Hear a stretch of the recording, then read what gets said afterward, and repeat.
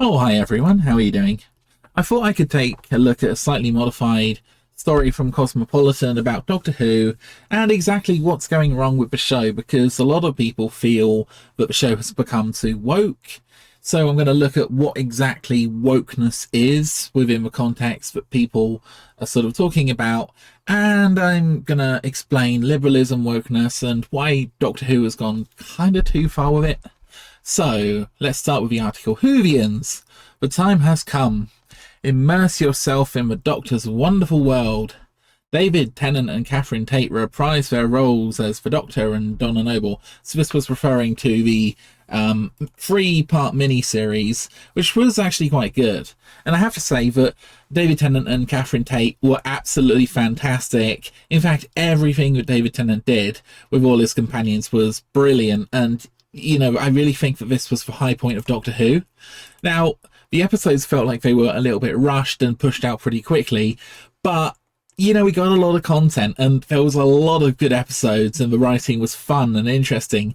And I tell you, OMG, the jokes between David Tennant and Rose Tyler and Catherine Tate, and even the other characters just really landed, and the show is so fun and funny. I thought this is, such a brilliant format.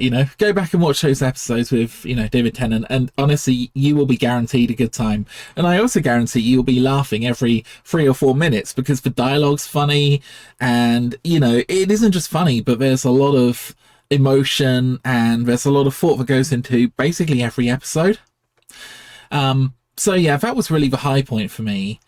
But some viewers took to social media to complain that the series has become too woke with its newest transgender storyline, whilst others criticising the diverse cast. Whilst it's hard to believe the importance of representation,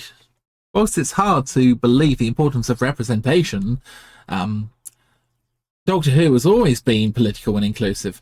Okay, firstly, let's break that down a little bit. What does representation mean? Well, there are two popular ways of viewing the world. And first of all, I'm going to start with intersectionality, okay? So here is the big wheel of intersectionality, and you can see the people at the centre are, well, they're citizens, they're white, they're post-secondary, so they're educated, able-bodied, heterosexual, neurotypical, robust, slim, etc, etc, etc. These are people at the centre of power, and then you have the margins, okay? And this is basically a whole way of thinking about the world which these people have. And what does intersectionality mean? It simply means that these can intersect. So for example, you might be rich and English, and these will kind of contribute to your power, for example, whereas if you are rich and you learn English, supposedly according to this, that means you have less power. Now what does power actually mean? Well, to me, power is the ability to act and to change things. So I think this is actually completely nonsense, because I don't think that power is really concentrated in the centre here at all. I mean, look at the UK, right? You have male on here, don't you? Well, you should have male because most of these things do. A lot of males have, historically held more power. Maybe that's because they're more interested in politics, I'm just saying. But up until recently, nearly everybody who was running the UK has been a woman. And, that was fine, doesn't really matter. Now, everyone who is running the UK is Asian. So when you have white on here, for example, is it really better to be white? We've got Rishi Sunak for Prime Minister. We've got the Mayor of London, who is Muslim from Pakistan originally, I believe. And we have the head of the SNP, who seems to hate white people. You can go listen to his little speech about how much he hates white people. You can listen to his lovely little speech. It's charming. You have the head of Scotland, who, again, I'm not sure of his name, but again, I think he's Asian. So I'm just saying, good for them. Great, wonderful. It shouldn't matter what your ethnic background is or anything. But yeah, I just don't think this holds up, because these people in the middle don't necessarily have any more power than the people on the margins. You know, it really depends on the individual. Okay, so this is the worldview that the Doctor Who people are basically taking, and because they believe that you should punch up, that means that the people on the outside should punch the people on the inside, essentially, metaphorically and maybe literally, but it kind of means that it's okay for people on the outside to punch inwards, but the people on the inside just have to be punched. They can't do anything about it. They can't punch outwards or down. That would be wrong. So this is important. You might be saying, doesn't woke just mean you're a good person? It means you're a lovely person. Everyone in the world should be woke. We should all... No. Here is liberalism. Now, this, because I grew up in the 90s, was the standard that everybody basically followed, right? Really before socialism and wokeism and intersectionality took off. Obviously, socialism and communism have been going for a while, but they were kind of niche views. So here is liberalism in a nutshell.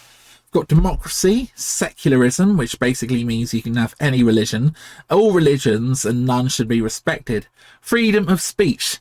I remember when the left stood for freedom of speech. Now the woke want to destroy freedom of speech. If you want an example of this, Scotland has just passed an unbelievably draconian hate speech law that says if you say anything mean, even in the privacy of your own home, you could be prosecuted and arrested. So woke people hate freedom of speech. Liberals love freedom of speech. This is mostly because liberals were on the right side of history. They were the good people. So when they didn't have anything to fear from freedom of speech because they were typically right, and they had beliefs that were basically good. They believe in individual rights. Now, this is a really, really important one, because what does this mean? It means that everybody should be treated the same, and everybody should be treated with dignity and respect, and they should have equal rights under the law. If a person commits a crime, they should be treated the same as anybody else. Doesn't matter about anything like your racial characteristics or your sex. So this was a liberal value. And, you know, if, for example, men got longer in prison, a liberal might say, well, that isn't fair. You know, everyone should be treated the same. Free market economics. What does this mean? In a nutshell, it means that you can own property and you own stuff. You own your own stuff. You know, you're not having the government stealing most of your income or all of your income. So perhaps a smaller government. You're not basically paying out all your money to whatever it happens to be. You basically control your own property, your own money, etc. And you have property rights, unlike socialism, where the government takes half of your income, or communism, where they take all of your income. Might sound crazy, but that's basically the theory. Freedom of religion is kind of the same as secularism. So you want a secular state which doesn't preference any religion. You also want freedom of religion, so you can worship any religion or none. Freedom of the press. You should be able to write whatever you want. Basically, yeah. Freedom to write any book you want. Freedom to have an argument, a debate. Freedom to put your point forward. So all of this was liberalism in a nutshell. I've added a few down the bottom. Equality of opportunity. So everybody should get a good opportunity in life to be successful. And any kind of systemic barriers in the way of preventing a person becoming successful should be eliminated so that everyone can be successful. But it doesn't necessarily mean that everybody will be successful, just that there shouldn't be any systemic barriers in the way. Equality under the law. Already gone into that. Hierarchy based on competence. Now, this is a big one. So if you are the best person for the job, you should get the job, basically. Doesn't matter about any other factors like ethnicity or your sex or economics or anything else, you know, but this works both ways. So for example, if you are from a poor background and maybe, okay, let's say, I don't know, you're a black lesbian, for example, you should have the same opportunity as everybody else to be successful, right? You should not be held back by anything like this. So yeah, everybody is treated the same. Everything is fair. Universal respect for everyone and for difference. Now, if you look at a lot of the early Star Treks, right? Another show I love. This was basically the rule. Everyone should be treated with respect. just yesterday, I was watching an episode with the Ferengi, right? One of the early ones. And the Ferengi are kind of hideous, but they are always treated with dignity and respect by the crew of the Enterprise, you know? There was no discrimination or anything like that. Open-minded, right? You can actually have your own original ideas. You can think about things. You can go to a university and you can study whatever you want to. You're basically in a free and open and scientifically literate kind of environment where people respect differences, you know? You could be liberal or conservative or whatever it happens to be. You will be sort of, you know, respected and, you know, allowed to have your opinions. Accepting of differences of ideas, kind of gone into that again. But there was also standards, right? If you were a bad person, for example, and you commit a lot of crime, for example, then yeah, have compassion, obviously, but you should be held to certain standards. And again, a lot of the more social justice-y type people, the intersectional people will say, well, it's not the criminal's fault if they commit a crime, it's society's fault, etc. So respecting truth, kind of gone into this, but if something is true, then even if it is an inconvenient truth, you should kind of be accepting of that. And also a acceptance and embrace of science. Now, this doesn't mean scientism, where you have to believe and obey whatever the scientist says. This means open inquiry, looking at the evidence and trying to form a sort of coherent worldview based on what the, you know, best available evidence is. So all of this is liberalism in a nutshell. Contrast that with the intersectional view of the world that says everybody is, you know, all part of these groups and they're all kind of at war with each other and they're all fighting over power and privilege, and, you know, the whole world is sort of, you know, this people fighting each other who all hate each other based on all these different, you know, types. Anyway, let's get on with the article because I think that's covered that pretty well. Okay, so we have representation and inclusivity. What do these two mean? Well, representation is an intersectional term. So according to this, if you are white, you represent every white person in the universe. If you're black, you represent every black person in the universe. You are the great representative of the race. And if you are a citizen, you represent all citizens, you know? That's the basic idea here, you know? So everybody has to be represented by people who have these certain properties, you know? That's the whole idea of representation. Is it a bit silly? Yes, it is a bit silly. Of course it is. And inclusive generally means people who have this worldview, right? It actually means exclusive. So let's say you're a liberal and you say something like, all lives matter, right? Every single life on the planet matters. That's such a terrible thing to say, because it's not acknowledging that people on the margins of society suffer in massive amounts of damage on a daily basis, you know? It's so kind of stupid, right? But they get really upset if you say something like that. It's even considered a bit of a crime to basically declare your love for liberalism and the fact that all human beings should be treated with dignity and respect. And they hate that because they say, no, you have to treat certain groups with more dignity and more respect. And you should give people on the margins of society preferential opportunities because they are marginalized. And you know what I hate most about this thing? It's not the fact that people who might be literally marginalized, like maybe you're from a poor background, it is that this basically codifies oppression, right? This is eternal, right? This isn't going anywhere. They will be teaching this in schools and colleges and universities across the world forever, right? This is eternal. So, you know, let's say that you have dark skin, for example, like the Doctor currently does. Your kid will be learning this. They will be learning that instead of having an equal opportunity in life, they will be on the margins forever, right? Nothing you can do about it, because this is the eternal wheel of power and privilege, and it never changes, because look, it's fixed. The pixels aren't going anywhere. That's what I really hate about this. It's anti-liberal. Instead of trying to say everybody should have an equal opportunity to be successful, aka equality of opportunity, it says, nah, sorry. This is what George Bush called for bigotry of low expectations, right? If you're on the margins, tough luck, tough titty, there's nothing you can do, right? You were just marginalised eternally, forever. That's what I really hate about it, and this is the worldview that they also have.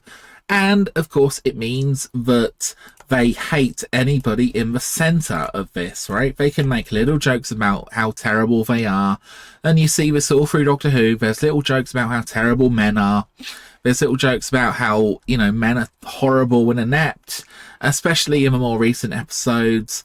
During Stephen Moffat's tenure, right? There wasn't a single decent male character. They were all sort of spineless wimps. Now, let's get on to some of that. Anyway, let's get on with the article and I'll come back to that.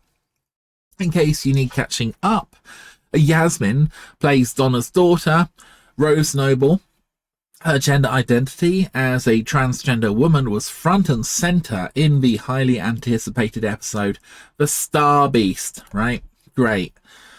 There's nothing wrong with having any gender identity under the sun, and I think that's wonderful. And again, if you look at a lot of classic Star Trek, we did actually have people who were non-binary. We even had people who were women who, you know, more identified with being male, for example. We had all of that, but it wasn't woke, it wasn't intersectional. And what I like about those episodes is it wasn't their entire personality. They were actually people, and you know, they were sort of well written, and you could kind of understand different perspectives. Again, a lot of that is due to liberalism and the fact that people were open-minded, accepting of differences, right? If you are closed-minded, like a woke person who doesn't tolerate anybody who does have any different beliefs, well, you can't operate in a liberal framework, you know? It just kind of sucks. Anyway, we see Rose has to deal with bullies who use her dead name, which is the name that she had before she transitioned. Okay, that's horrible. Yeah, horrible. We are just seeing that she's oppressed, basically, because if it wasn't obvious enough from the great wheel of oppression, you know, we have to reinforce that in the show. It also is also illegal in the UK to do anything like that, by the way. You know, you'll probably get the police on you, sort of talking about your hate crime and whatnot. So, you know, anybody who would do that would probably, you know, get very, very badly dealt with. But of course, if you want to go and steal something or burgle someone's house, you know, the police are not going to bother with that. Most of the police in the UK are actually failing, but you dead name someone and oh my God, you're going to get a visit from the inspector. Because, yeah, I guess, you know, crime isn't a big deal, but, you know, mean words are like the worst thing in the universe. Well, that's what the police deal with nowadays anyway, mostly. And then we also see Rose encouraging the Doctor to ask the meets pronouns, because, of course, you've got to go to all the aliens in the universe nowadays and ask what their pronouns are and their gender identity. And ultimately, her gender identity ends up saving the entire world from a massive explosion. So, you know, great. It's all about her identity. And instead of being like a sort of, I didn't mind the episode actually, but the problem is, instead of being a person who just happens to also be a woman who was previously born a man, you have to make the whole thing about her identity. Instead of saying, hey, look at this cool character, you say, look at this identity, look at this intersectional representative that we have given you. That's the problem, because she is now the great representative of whatever the heck she is. I don't know. Whatever it is on the wheel of fortune, or misfortune, I should say. Here's for Meep asking about the Meep's pronouns, and the Doctor says who he identifies as the Doctor, of course, and they all have a good laugh about it, and okay. That's just normal. Whilst many quite rightly saw the episode as celebrating inclusion, again, everyone should kind of be treated the same, and this kind of assumes that there's some kind of club, right? Some kind of racial club. Well, there are sometimes, but in Europe and especially the Anglosphere, right? One of the weird things about us is we are unbelievably inclusive to everyone all around the world and have been for a very, very long time. So you don't need to import sort of American ideology because, you know, you can be perfectly inclusive and you can be a liberal. You don't have to adopt intersectionality and the view that some people are inherently underprivileged and some people are inherently privileged and will always be inherently privileged. Nothing you can do about it. Horrible idea. It's like racial guilt, isn't it? Same thing. Others took to social media to criticise the series and to accuse it of being woke propaganda under the hashtag RIP Doctor Who. Again, Doctor Who's been dead for a long time. I'm going to go over some of the previous horrible stuff that they did. This trended nationwide. Now, imagine this. Instead of having a sort of social justice lecture where you all talk about your pronouns and how you identify, what if you just had a Doctor Who episode that was fun and interesting and thought-provoking and, you know, actually kind of interesting instead of, you know, going to this modern sort of woke church and receiving your indoctrination for the day, you know? And some people like that. But, you know, it is such a niche amount of people, maybe 5% of the population, love that stuff. But to criticize those critics, I ask, have you ever watched Doctor Who? Because it's always been intersectional. Even before intersectionality was invented, it was intersectional, they'll say. Unlikely. The show has always had LGBTQ representation. False. 100% false. This is intersectional framing, not liberal framing. People are individuals, not representative. It goes on to talk about Captain Jack Harkness. I love Captain Jack Harkness. What a fantastic character. I really, really like him. Now, if you looked here, you would say that he has certain attributes that means he is a representative of every gay person on the planet, a great, you know, representative leader. Okay, I think if you are going to be a representative leader, you should win an election. You don't just get it because of your creed or whatever. Captain Jack Harkness was a fantastic character, and I like the character, but he doesn't... You get the difference, right? Under liberalism, we have individualism. Captain Jack Harkness, like I said, is one of my favourite characters. And I also quite like River Song, but again, there was a few problems here. Anyway, there's been tons of openly gay characters throughout the entirety of the show, with Yasmin's character, Rose, only expanding the show's already existing portrayal of the community. Again, arguable if every single person who has certain sexuality is part of a great community, whatever that means. But of course, what they mean is the intersectional community. So everyone in one of these boxes will be a community. The cisgender woman community, the cisgender man community, the English community, the learned English community. It doesn't really work, actually. This is a really, really kind of reductionist view. But there we go. Oh, we have to talk about Matt Smith, right?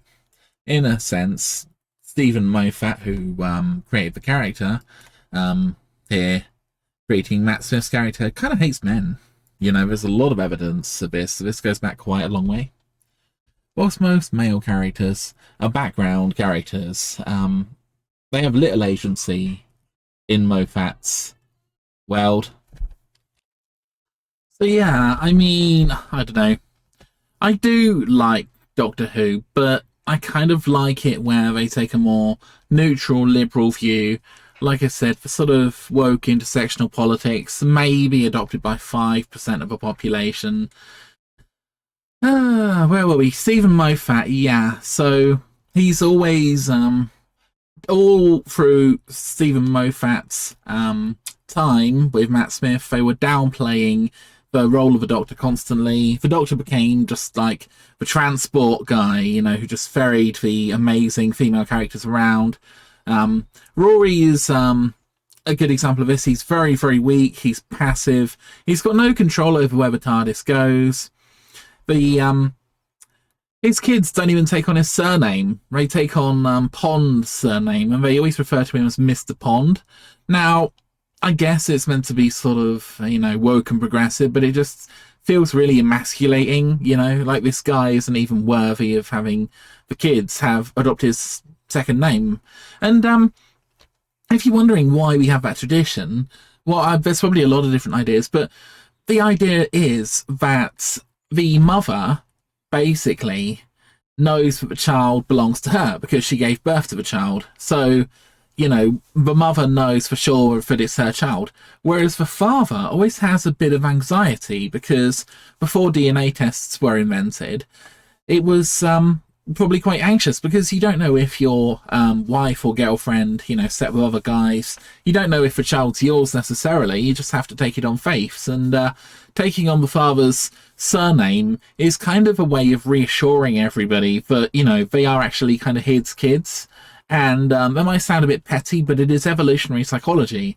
And believe me, there's plenty of evolutionary psychology related to mothers as well, and women and men and everyone. So anyway, very emasculating to take on, Melody Pond as the daughter's name. Also, the Doctor here is always being sort of given cute little names like Sweetie and Clever Boy and Raggedy Man and all of this. And, he's just kind of being talked down to like he's a child, basically. Like a naughty child who has to be, disciplined. And, women always save the day as well in these episodes. The Doctor's just basically incompetent. And, the women in his life kind of save the day. And, I mean, it's kind of... If it was a role reversal, okay, and the woman was... Well, the Doctor was an incompetent woman, and the men were saving the day, and they were calling her Sweetie and Clever Gal and Raggedy Gal. What a raggedy gal you are. People would be up in arms, but they just do it to the Doctor, and it just kind of sucks, in my opinion. And it only gets worse as the season goes on. And there's all these horrible little comments about how, terrible men are and how sort of ineffectual and weak they are, and the men don't really do much in Moffat's Doctor Who. And there's this great quote that really sums everything up. "I hope someday to be half a man you are, Clara Oswald," says the Doctor. Really? I mean, it's kind of sexist, the premise that, there's something great about being a man or whatever. But, I mean, to kind of emasculate the guy to the point like, you're more of a man than me, etc. It's just, I don't know. As an example here, so in The Widow, there are two aliens, and they translate the word woman as strong, and they translate the word man as weak. Now you might say that's a bit niggly, whatever, it's a bit cringe, but that's just how the show kind of views men and women, Women are the strong, powerful, amazing ones, and men are the weak little supplicants, And the problem is, men traditionally like science fiction, right? So you're dealing with a mostly male audience who love time and space. Obviously, a lot of women like it too, but it's kind of like you associate with the Doctor to a certain extent. And if the Doctor's always being treated as a naughty little boy or a weak, ineffectual, incompetent man, it just kind of isn't very enjoyable for the audience, Even women don't want weak little men either. And that's clearly what they were going for. And it only gets worse under Jodie Whittaker, who took over from Matt Smith. So it says in the article, which I was referring to originally, they explore topics like racism. Basically, this boils down to a few episodes where they say white men are bad, and they have like a white man who's meant to be racist or something at the beginning of the tenure of Jodie Whittaker, and of course, he's an evil white supremacist, evil man, and is meant to be representative of Trump and America or something or other. I don't know. The American Civil Rights Movement, similar kind of thing. Colonialism, yeah, they say colonialism's bad, and maybe it was, yeah, but history is actually far more complicated because it's not like it's always the West colonizing other countries, and there are like there was just a lot of bad that happened in the world in the past because we didn't have the Industrial Revolution. We didn't have modern levels of wealth. You know, there was slavery in the past, almost universal all over the planet. There was so many freaking issues in the past, people starving to death, struggling to survive, all over the world, including in the UK. You know, we had serfdom, which effectively made most of the population into slaves, effectively working for some landlord, etc., who could excommunicate them if he wanted to. We had horrible systems all over the world, but naturally they're going to focus on the fact that the West is bad and everybody else is good and saintly until the evil West came and destroyed everything. That's the narrative. It's tired at this point. For goodness sake, why don't you do something creative and original? Oh, the partition of South Asia, which basically is an episode where they talk about the British are evil and wicked and all our problems are down to the British, and how dare they partition our beautiful land into India and Pakistan, and isn't the British, they're so terrible and they should feel guilty and probably pay reparations or something. And there's more, like the constant hatred of men, right? Which isn't just like subtly saying men are weak and ineffectual. There's like real hatred. It really ramps up.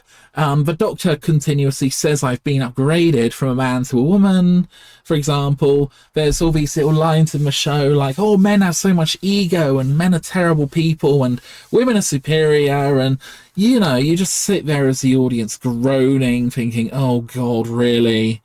You know, oh, this is casual sexism, but somehow because it's women being sexist to men, it's fine or funny or something because they're punching up in the intersectional ring of horror. Yes, there's horrible stuff going on there.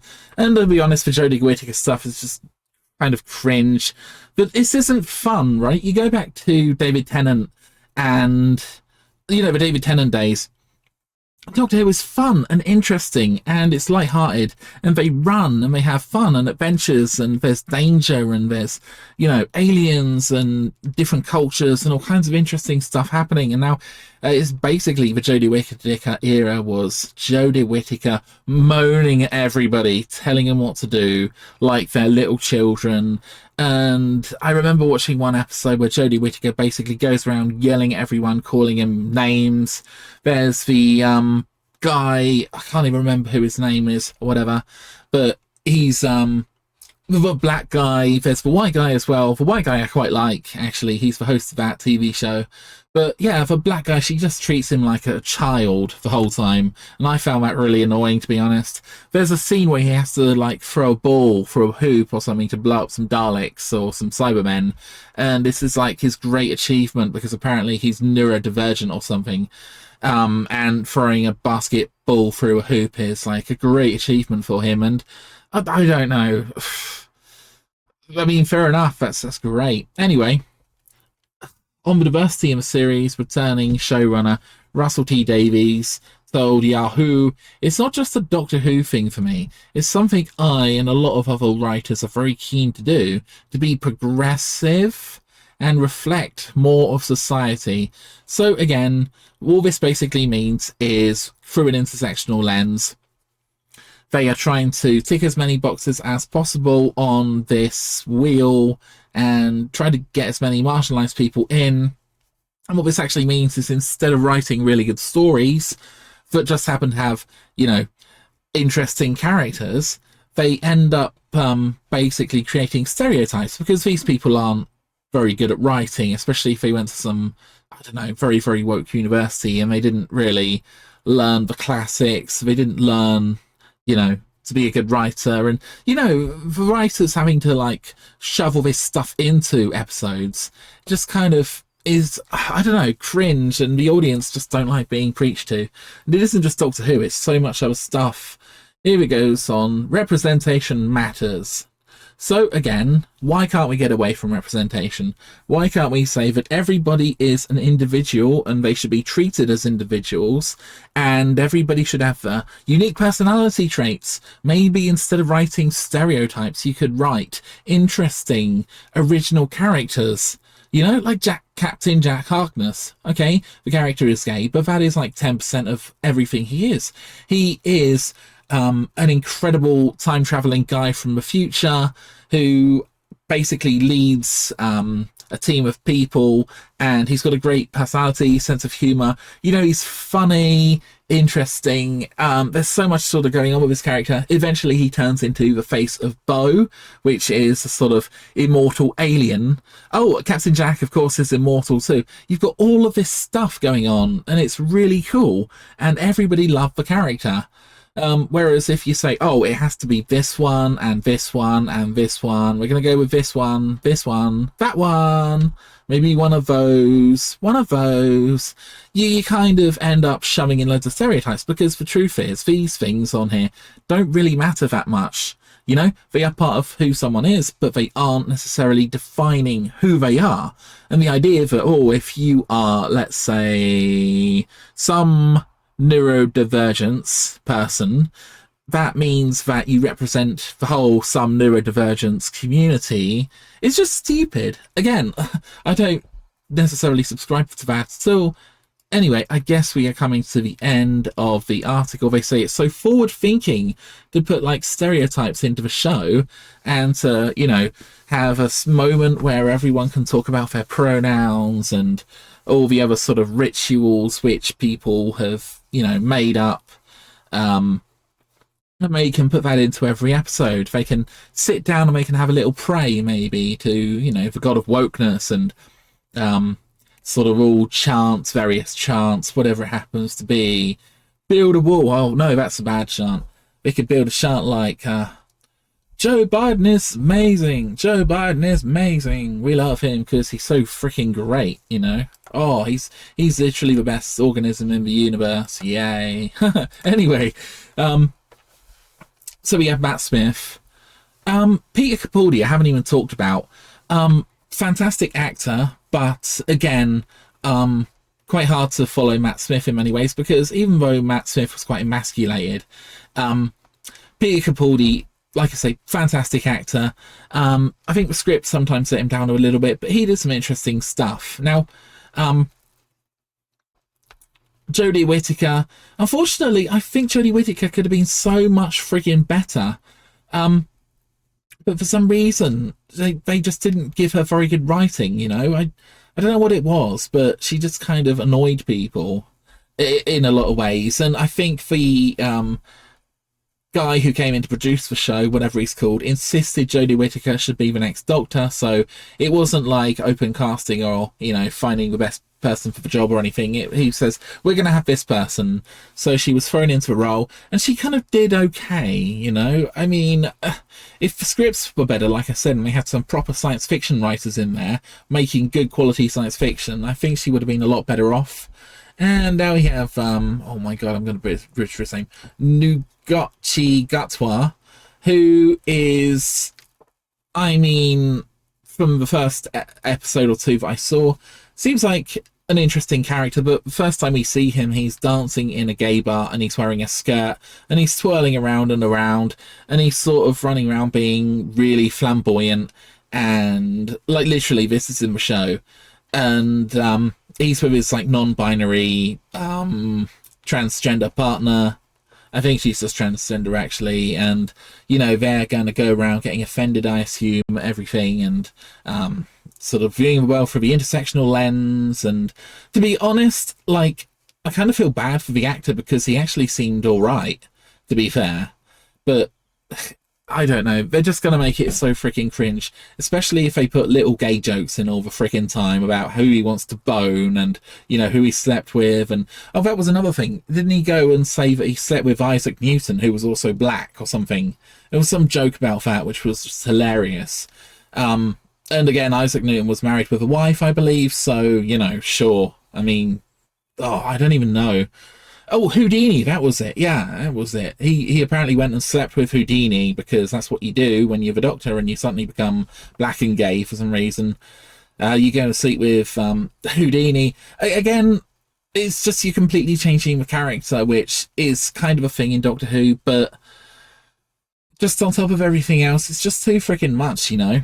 And let me just be clear about the point of the video, because if you stuck with me this long, I'm quite amazed. Thank you very much. But the point is, what we really want to see in our science fiction is liberalism. Everybody treated with dignity and respect. Everybody, you know, basically, well, this whole sheet. Anyway, I will leave the video there, guys. I'm sorry if it's been a bit of a long video, but, you know, there we go, whatever. Have a good day. Bye.